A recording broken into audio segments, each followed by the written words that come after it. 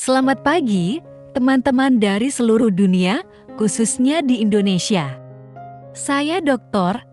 Emily Hyde, ahli gizi dan kesehatan lansia dengan pengalaman lebih dari 20 tahun membantu orang-orang tetap kuat, energik, dan mandiri seiring bertambahnya usia.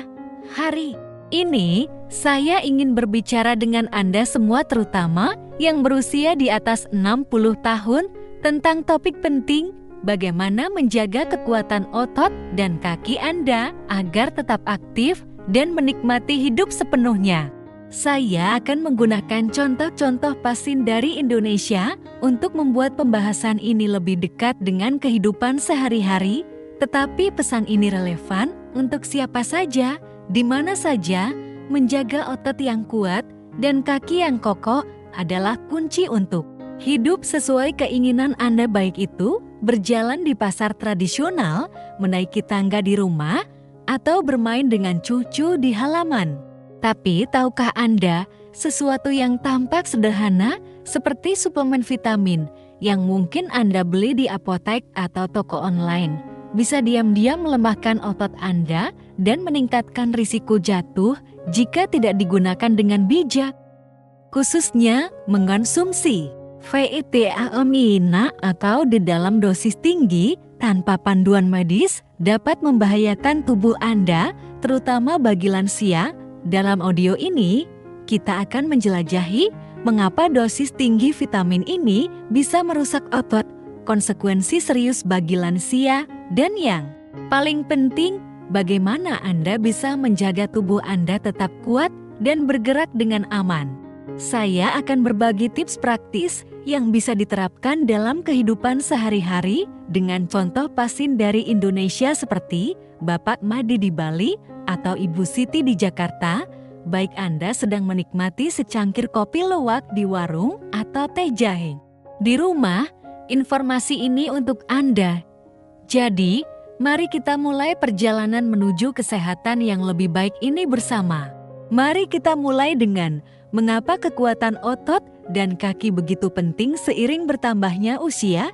Otot Anda ibarat mesin yang menggerakkan tubuh, membantu Anda berjalan, menjaga keseimbangan, dan tetap mandiri. Bagi lansia, kaki yang kuat sangat penting untuk mencegah jatuh yang bisa menyebabkan cedera serius seperti patah tulang pinggul di seluruh dunia. Jatuh adalah masalah kesehatan utama, menyebabkan jutaan cedera setiap tahun. Di Indonesia, misalnya, banyak lansia mengalami jatuh saat berjalan di trotoar yang tidak rata atau menaiki tangga di rumah adat. Anda mungkin berpikir, saya mengonsumsi vitamin untuk tetap sehat, jadi bagaimana itu bisa jadi masalah? Itu pertanyaan yang bagus. Vitamin A dan D sangat penting, tetapi mengonsumsinya dalam dosis tinggi tanpa pengawasan dokter bisa menyebabkan toksisitas yang melemahkan otot dan memengaruhi keseimbangan Anda. Melalui kisah pasien seperti Bapak Mad atau Ibu Siti, saya akan menunjukkan bagaimana ini terjadi dan bagaimana Anda bisa menghindari risiko ini untuk menjaga tubuh tetap kuat dimanapun Anda berada. Bagian 2, memahami vitamin A dan D serta risikonya. Mari kita bahas ilmu di balik vitamin A dan D serta mengapa dosis berlebih bisa berbahaya, terutama bagi lansia. Kedua vitamin ini larut dalam lemak, artinya mereka larut dalam lemak dan bisa menumpuk di tubuh Anda seiring waktu. Tidak seperti vitamin larut air seperti vitamin C yang dikeluarkan. Jika berlebih, penumpukan ini membuat vitamin A dan D kuat, tetapi juga berpotensi berisiko jika tidak dikelola dengan baik. Vitamin A penting untuk penglihatan, sistem kekebalan tubuh, dan perbaikan kulit. Anda bisa menemukannya dalam makanan seperti wortel, ubi jalar, dan hati, serta dalam suplemen sebagai retinol atau beta-karoten.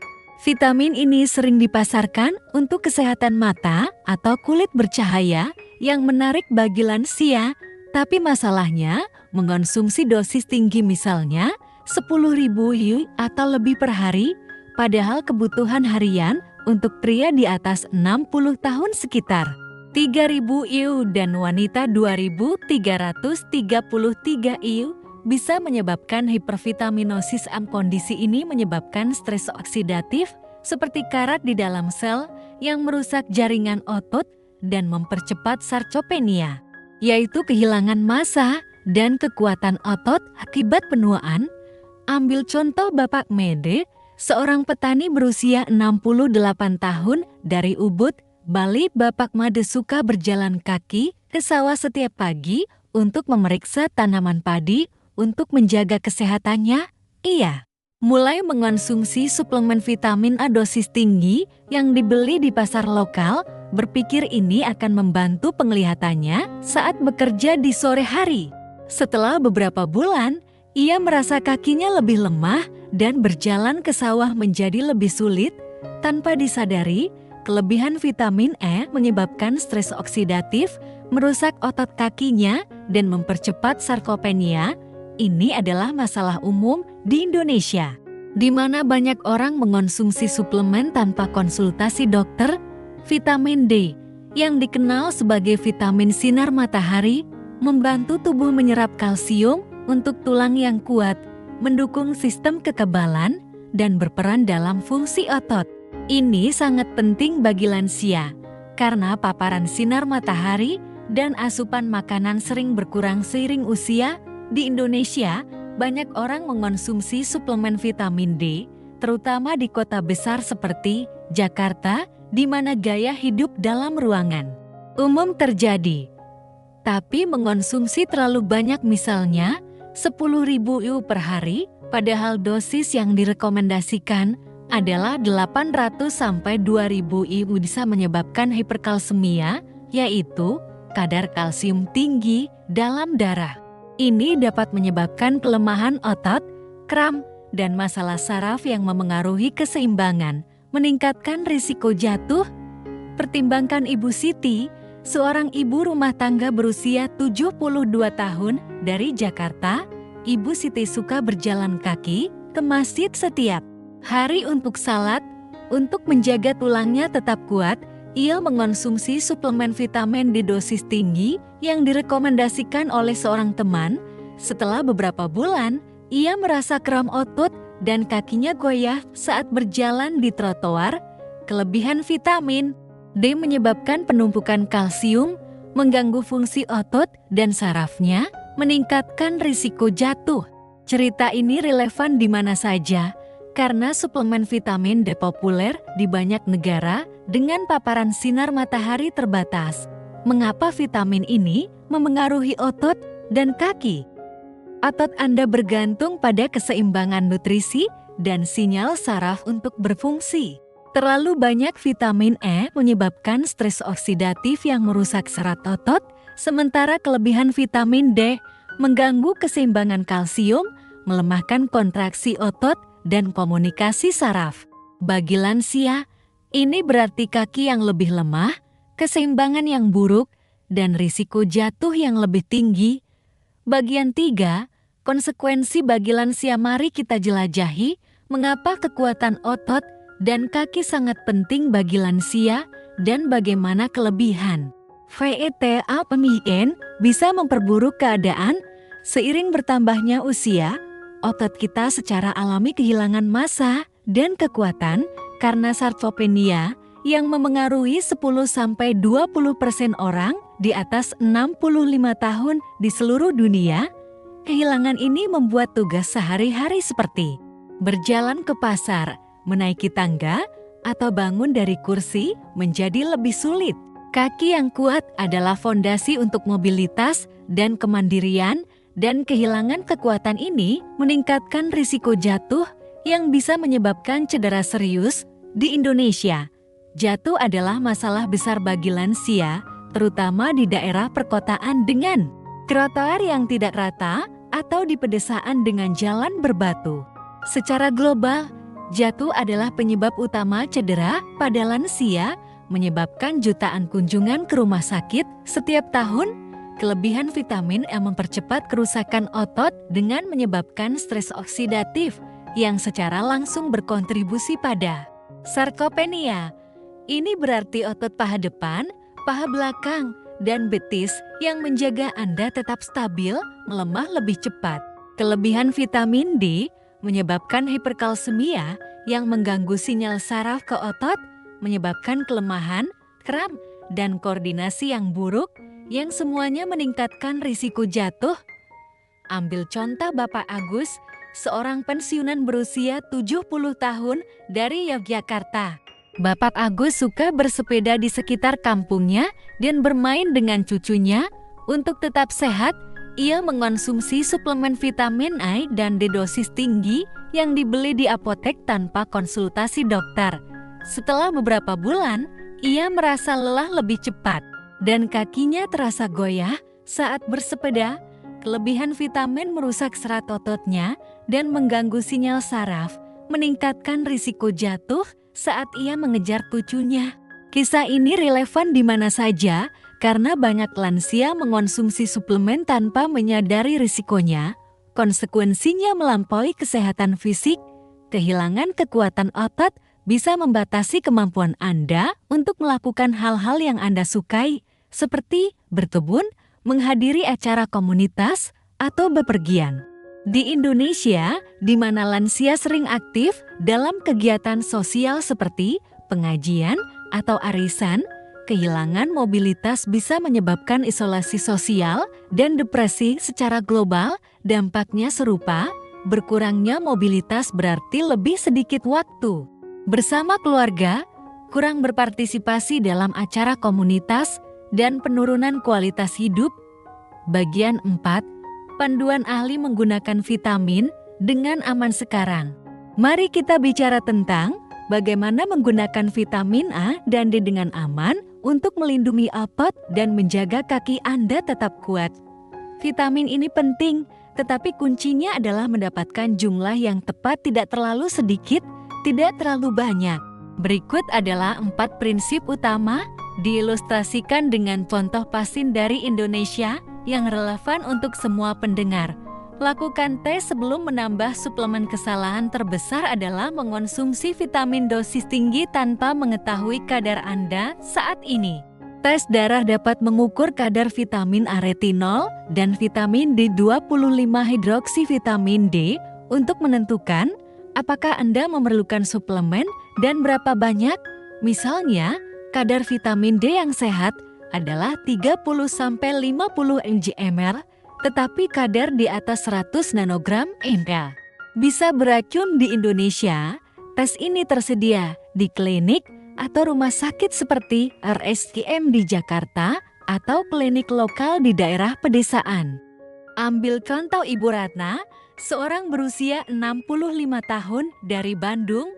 Ibu Ratna menghabiskan banyak waktu di dalam ruangan dan khawatir tentang kekurangan vitamin D. Alih-alih menebak, ia melakukan tes darah yang menunjukkan kadarnya 25 nanogram ml rendah. Tetapi tidak kritis, dokternya meresepkan suplemen 1000 IU setiap hari yang aman dan efektif daripada botol 5000 IU yang ia pertimbangkan untuk dibeli. Pendekatan personal ini mencegah toksisitas dan melindungi otot kakinya, sebuah pelajaran yang bisa diterapkan di mana saja dengan berkonsultasi ke dokter. Patuhi dosis yang direkomendasikan. Pedoman internasional merekomendasikan 900 mikrogram 3000 IU vitamin A per hari untuk pria di atas 60 tahun dan 700 mikrogram 2333 IU untuk wanita. Untuk vitamin D, rekomendasinya adalah 800 IU untuk mereka yang berusia di atas 70 tahun, meskipun beberapa orang membutuhkan hingga 2000 IU jika kadarnya rendah. Melebihi dosis ini tanpa saran medis bisa menyebabkan toksisitas makanan. Adalah cara yang lebih aman untuk mendapatkan vitamin ini. Untuk vitamin A, cobalah wortel, ubi jalar, bayam, atau pepaya yang umum di pasar Indonesia seperti Pasar Gede di Solo. Untuk vitamin D, makan ikan berlemak seperti ikan kembung, telur, atau susu yang diperkaya yang tersedia di toko-toko lokal. Misalnya, Bapak Wayan, seorang berusia 67 tahun dari Denpasar, suka makan sarapan dengan telur mata sapi dan bayam tumis. Ini memberinya kadar vitamin A dan D yang aman tanpa risiko kelebihan. Strategi yang bisa diterapkan di mana saja. Pantau dan siklus suplemen Anda. Jika Anda memerlukan suplemen, jangan konsumsi terus-menerus tanpa pemeriksaan lanjutan. Periksa kembali kadar vitamin, fungsi hati, dan kesehatan otot Anda setiap 3-6 bulan. Di Indonesia, dokter dapat menilai kekuatan otot dengan tes sederhana seperti kecepatan berjalan, mengonsumsi suplemen secara siklus misalnya selama beberapa bulan, lalu berhenti jika kadarnya normal bisa mencegah penumpukan. Pertimbangkan Ibu Ani, seorang berusia 69 tahun dari Surabaya. Ia mengonsumsi suplemen vitamin D 2000 IU selama musim hujan. Dokternya memeriksa kadarnya di musim kemarau, menemukan kadarnya optimal, dan menyarankan untuk berhenti sampai musim hujan berikutnya. Ini menjaga otot Ibu Ani tetap kuat tanpa risiko toksisitas. Praktik yang relevan secara global. Kombinasikan gizi dengan olahraga. Gizi yang baik perlu dipadukan dengan gerakan agar efektif. Latihan kekuatan dan keseimbangan seperti squat ringan atau berjalan kaki sangat penting untuk mencegah sarkopenia dan jatuh. Di Indonesia, banyak komunitas lansia menawarkan senam pagi atau kelompok jalan kaki di taman kota.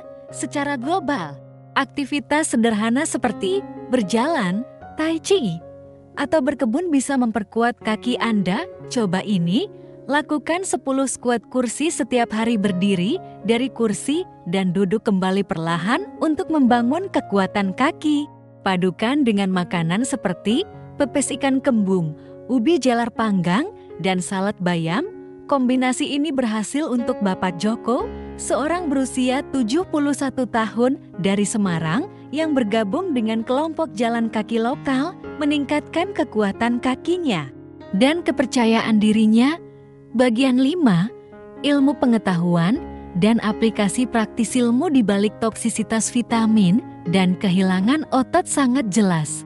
Sebuah studi tahun 2018 di Journal of Clinical Endocrinology dan Metabolisme menghubungkan kadar vitamin A yang tinggi dengan stres oksidatif dan kerusakan otot pada lansia. Studi tahun 2020 di Nutrients menemukan bahwa toksisitas vitamin D bisa menyebabkan kelemahan otot karena hiperkalsemia, mengganggu komunikasi saraf otot. Temuan ini bersifat universal, memengaruhi lansia di seluruh dunia. Suplemen adalah industri global dengan banyak orang mengonsumsi dosis tinggi tanpa panduan, dipengaruhi oleh iklan atau tren kesehatan. Edukasi komunitas adalah kunci di Indonesia. Organisasi seperti puskesmas atau kelompok lansia lokal dapat mengadakan lokakarya tentang penggunaan suplemen yang aman, mirip dengan program kesehatan di negara lain. Berikut cara menerapkannya. Utamakan makanan kaya nutrisi daripada suplemen. Makan malam dengan ikan kembung panggang, wortel rebus, dan susu yang diperkaya memberikan kadar vitamin yang aman plus protein dan serat untuk kesehatan otot. Di Indonesia, belanja di pasar tradisional seperti Pasar Badung di Bali untuk mendapatkan bahan-bahan segar. Di tempat lain, kunjungi pasar lokal Anda. Misalnya, Ibu Dewi, seorang berusia 66 tahun dari Medan, beralih dari suplemen vitamin D dosis tinggi ke makan ikan kembung 2 kali seminggu dan berjalan setiap hari, meningkatkan kekuatan kaki dan keseimbangannya. Gizi personal juga penting. Konsultasikan dengan dokter atau ahli gizi untuk rencana yang disesuaikan, terutama jika Anda memiliki kondisi seperti diabetes atau penyakit ginjal. Di Indonesia, banyak puskesmas menawarkan konseling gizi dan di seluruh dunia, profesional kesehatan dapat memberikan panduan serupa. bergabunglah dengan program olahraga komunitas seperti Senam Lansia di Taman Kota Indonesia atau kelompok jalan kaki di daerah Anda untuk menjaga kaki tetap kuat dan mengurangi risiko jatuh. Bagian 6. Menghubungkan dengan pendengar global melalui contoh Indonesia Makanan dan Gerakan adalah bahasa universal yang menyatukan kita.